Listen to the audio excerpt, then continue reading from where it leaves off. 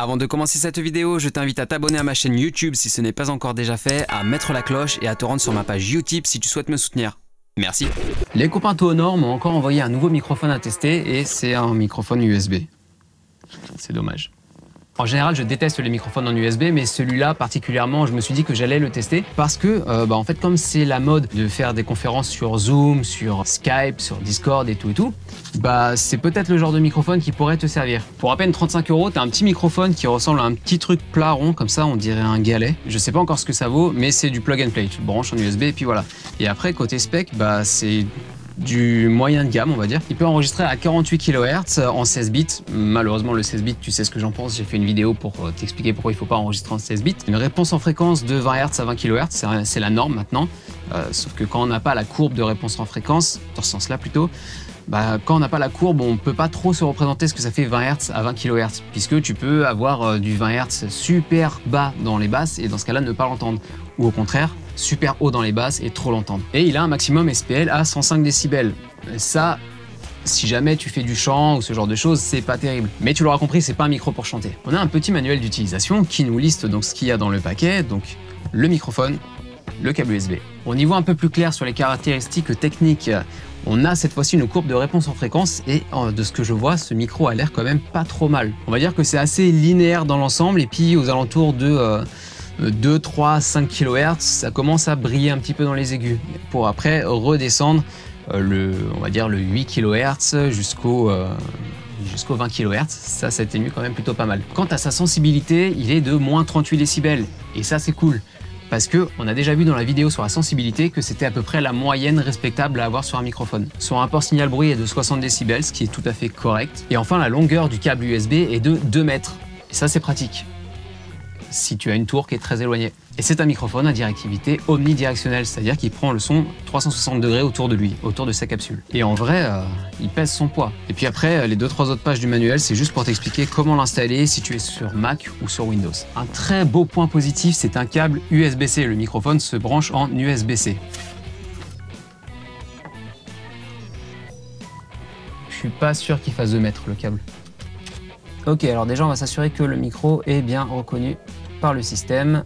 Le micro est bien sélectionné par défaut sur mon ordinateur. En enregistrement, voilà, il est là, Tonor TM20. Et ensuite, en lecture, je sors par la carte son par défaut de mon ordinateur, qui lui est relié à la console de mixage sur mes enceintes de monitoring, ce qui va me permettre d'entendre la vraie qualité du microphone.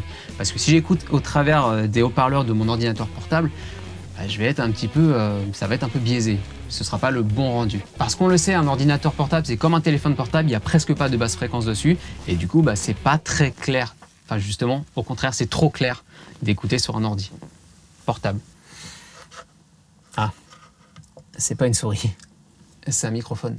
Alors, pour tester le microphone, on va utiliser un logiciel que tout le monde utilise parce que c'est vraiment le plus commun. En fait, c'est juste pour pas qu'on me dise encore oui, mais tu utilises du matériel que nous, on n'a pas. Voilà, tout le monde a un PC portable, tout le monde a Audacity et tout le monde peut avoir ce microphone. Il se branche en USB, je peux pas le tester autrement qu'avec un ordinateur. Alors, on va voir s'il est reconnu. Voilà, Tonor TM20. Maintenant, le test va démarrer. Je suis présentement en train de parler à côté de mon ordinateur portable. Disons que je parle à un ordinateur, ce qui va être plutôt commun dans les années à venir, puisque avec les intelligences artificielles, on va tous se mettre à parler à des machines. Je vais me rapprocher, je garde le même son de ma voix, je me rapproche juste du microphone pour voir s'il y a un effet de proximité. Je vois que ça crête un petit peu, et puis je me mets à une distance quand même d'une cinquantaine de centimètres pour voir ce que ça donne. On va dire, les gens qui sont en conférence, ils sont à peu près à ce genre de distance de leur microphone. Est-ce qu'il y a un bouton mute? Oui, effectivement, il y a un bouton mute qui est tactile. Je rappuie dessus et là, on m'entend à nouveau. Ici, c'est juste du design. Allez hop, on va s'écouter ça. Je suis présentement en train de parler à côté de mon ordinateur portable. Disons que je parle à un ordinateur, ce qui va être plutôt commun dans les années à venir, puisque avec les intelligences artificielles, on va tous se mettre à parler à des machines. Je vais me rapprocher, je garde le même son de ma voix, je me rapproche juste du microphone pour voir s'il y a un effet de proximité. Je vois que ça crête un petit peu, et puis je me mets à une distance quand même d'une cinquantaine de centimètres pour voir ce que ça donne. On va dire, les gens qui sont en conférence, ils sont à peu près à ce genre de distance de leur microphone.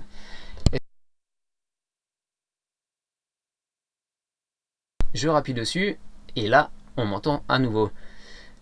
Ici c'est juste du design. Allez hop. Vraiment sérieusement et très sincèrement, moi qui déteste les microphones USB, je dois reconnaître qu'il est plutôt pas mal. C'est-à-dire qu'il capte correctement le son. Après, évidemment, ça reste de l'omnidirectionnel, donc il faut être dans une pièce qui est plutôt silencieuse. Il ne faut pas avoir, je sais pas, des enfants qui courent à côté. Si tu es en télétravail et que tu dois faire un zoom, tu vas plutôt chercher à te mettre dans une pièce qui est très silencieuse. On en revient à peu près à ce que je dis tout le temps. Pour avoir une bonne prise de son, il faut être dans un endroit le plus silencieux possible, le plus calme possible, le mieux traité possible. Là, pour une première impression, je trouve ça vraiment pas mal. Et de toute façon, ce qui compte, c'est que tes collègues puissent t'entendre correctement, ou au moins comprendre ce que tu dis. Quelque chose qui me déplaît un petit peu, c'est ce bouton tactile au milieu. Voilà, ça fonctionne pas toujours. Après, c'est un coup de main à prendre. La preuve, là, ça fonctionne très bien. Suffit de taper un petit peu à côté et ça ne fonctionne pas. Autre point sur lequel il faut faire attention, c'est, comme on l'a entendu dans l'extrait, si on fait ça, forcément, le microphone va capter le bruit. Normalement, t'es pas censé t'amuser à frotter ton microphone. On sait jamais si à un moment donné, tu veux te détendre et frotter quelque chose comme ça. Pense à couper le microphone avant. Un autre point très positif, c'est évidemment le grip qu'il y a derrière. Comme ça, le micro, une fois qu'il est posé, il ne bouge plus. Si tu es en télétravail et que ce microphone t'intéresse, le lien est dans la description de cette vidéo. Allez, je te dis à bientôt, c'était Skyarm. Ciao!